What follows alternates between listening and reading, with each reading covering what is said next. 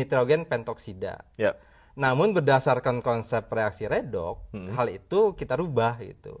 Kita cari dulu tadi kaidah bilok nitrogen. Nitrogen ternyata biloknya 5. Maka dikatakan namanya N2O5 itu nitrogen 5 oksida. Periklorida FeCl3.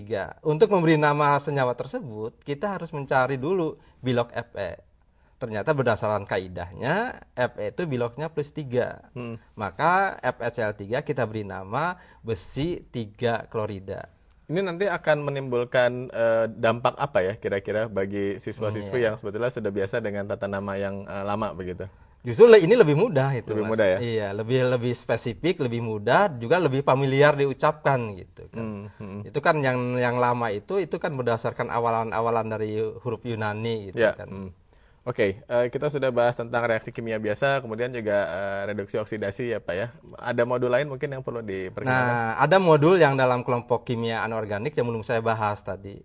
Apa itu? Ketika kita membahas reaksi kimia, itu berhubungan dengan hukum-hukum dasar ilmu kimia. Jadi hukum-hukum dasarnya itu yang harus kita kaji lebih dalam. Ini konsep esensial. Karena kalau ini tidak kita bahas lebih dalam, maka kesananya akan rancu gitu. Termasuk nanti hubungan stoikiometris, konsep mol, dasarnya pada ini itu.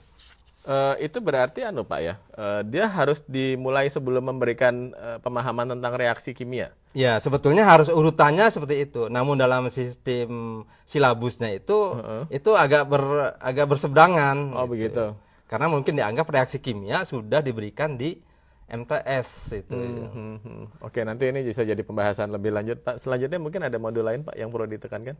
Sebelum kita pindah pada modul yang tadi ada belum disebutkan apa sih hukum-hukum dasar kimia itu, Mas? Apa saja mereka? Ya misalnya hukum kekekalan massa. Ya walaupun ini menimbulkan kontroversi katanya itu kok ada kata kekal ya. Ada yang menyebut hukum ini hukum konversi ya, konservasi, pengawetan. Jadi menurut hukum ini, ketika kita mereaksikan suatu zat, maka sebelum mereaksi dan sudah reaksi harus sama. Tidak boleh kurang, tidak boleh berlebih. Jadi selalu tetap jumlahnya. Selalu tetap jumlahnya. Kemudian, itu disediakan tidak dalam modul diklat jarak jauh? Nah sebetulnya di situ disediakan bahan praktikumnya, Mas. Bahan praktikum. Jadi desain praktikum sudah disediakan. Berarti akan digunakan hanya dalam konteks praktikum saja, tidak untuk bisa digunakan untuk konsep praktikum. Jadi sebetulnya kan ada disediakan neraca, labu Erlenmeyer, labu kecil, kemudian zatnya itu bisa didesain sebetulnya untuk membuktikan tadi hukum kekekalan massa tersebut. Kemudian hukum yang lain, hukum perbandingan tetap, hukum perbandingan berganda. Sebelum dan sesudah. Nah itu kan. Jadi nah kalau itu kita hubungkan dengan konsep reaksi kimia, nah konsep reaksi kimia itu harus dalam bingkai hukum-hukum tadi.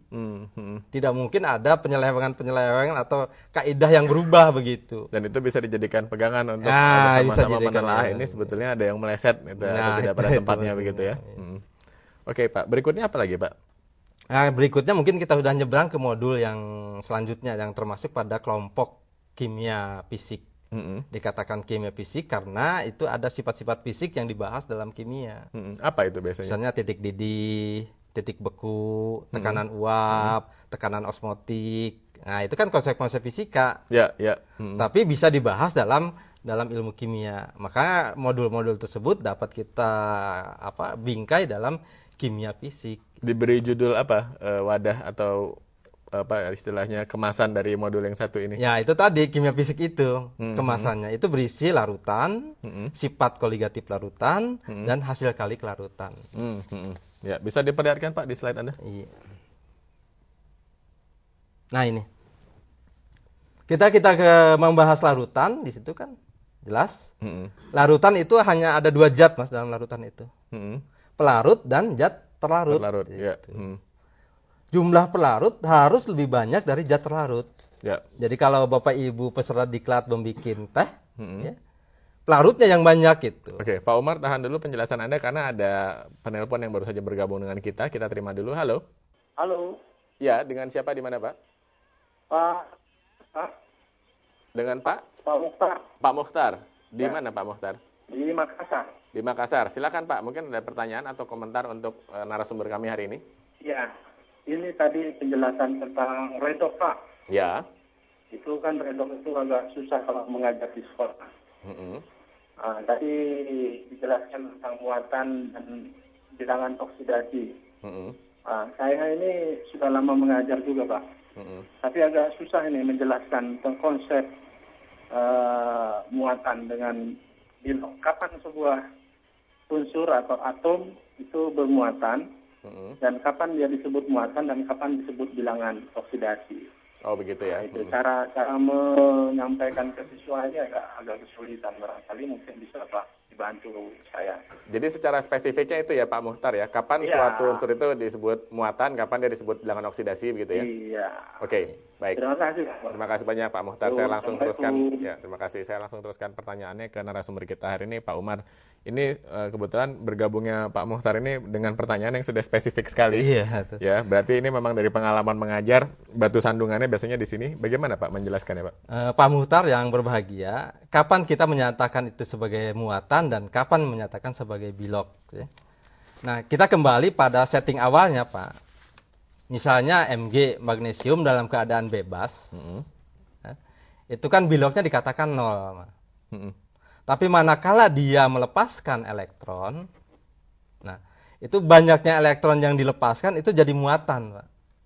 Jadi kalau 2 elektron yang dilepaskan itu plus 2, karena ada 2 elektron yang dilepaskan.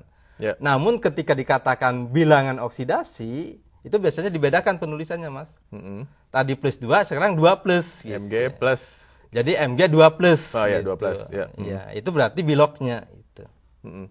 Cuma mungkin dia memerlukan satu contoh yang lebih konkret untuk diperlihatkan kepada siswa barangkali ya Pak ya. Ada tidak cara untuk menunjukkan pembabakannya atau tahap-tahapannya ketika masih katakanlah dalam keadaan padatan, kemudian mulai punya muatan dan muatannya dilepas, itu bagaimana kira-kira Pak Umar? Jadi ya memang abstrak ya konsep redox itu, tapi ya kita menganggapnya ketika ada kaidah bilok itu yang harus kita pahami betul. Ada beberapa kaidah bilok yang menjadi dasar perhitungan bilok itu sendiri. Atau mungkin pertanyaannya bisa dibalik, kapan dia muncul dengan bilangan oksidasi dan kapan muncul dengan elektron begitu Pak? Iya, biasanya ketika muatan, kita menyebut muatan ketika logam tersebut Mg melepaskan elektron. Jadi dari unsur bebas menjadi ion, Mas. Jadi ada Pak Muhtar, ada yang dikatakan ion positif dan ion negatif kan gitu. Jadi ketika berubah jadi ion, itu melepaskan muatan gitu. Jadi elektronnya yang dilepaskan. Oke. Tapi ketika kita berbicara tentang bilangan oksidasi, nah itu bilok, nah ya itu ada kaidah